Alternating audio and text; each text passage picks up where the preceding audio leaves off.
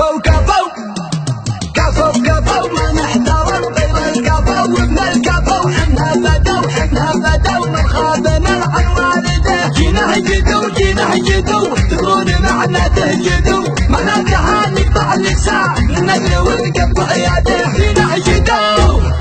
جينا هجدو تدرون معنى تهجدو. معناتها نقطع اللسان للنقل ونقطع يده. يا بنانا خواعية الابليس وتحدانا ابو الكف ولا جني ولا انسينا الهيه.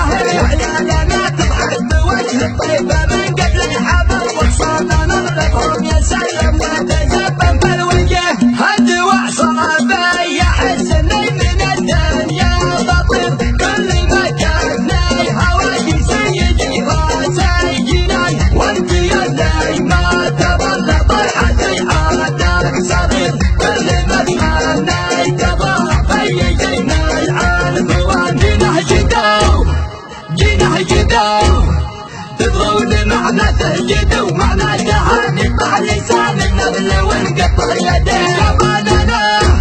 يا بنانا خواعية الابليس وتحدانا ابو الكف ولا جني ولا انسينا الهيه. كل يوم اكثر مع الوقت في عينا الكبر وانت تسخر في عيوني تشافى يا جبل. تنشد ما تقول له سرك بدل وانت تبغى سبتك لك وتشوه من الليل سهر جيمتك مثل مكيال الشعير. لعن ابو جلك على ابوك يا وسخ اللسان.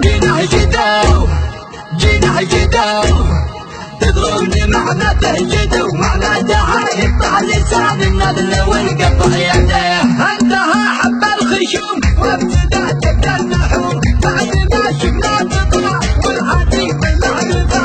انتهى حب الخشوم وابتدأ تبدا النحوم بعد ما شفنا تطلع والعتيق بالمعرفة. من جعلنا الخلا يمشي يوم النبو ما دخلنا له طول وجه حتى نحرفه. لا تهور يا ولد لا تلف ولا تدور اسعى ليدك ترى احنا حماة الطرفة. رمينا بالراس والباترة وسط الصدور وفي دماءنا السيف لا رزعنا النهبة. مننا اول قبيلة تصرح بالظهر وعدنا كنا التقى يروي كون طيبة. جينا هجدو تدرون معنى تهجدو. معناتها نقطع لسان النذل ونقطع يده. يا بنانا خواعية الابليس وتحدانا ابو الكف ولا جني ولا انسينا الهيه. كتب كلمات هذه الشيلة شاعر سبا فارس بن ناصر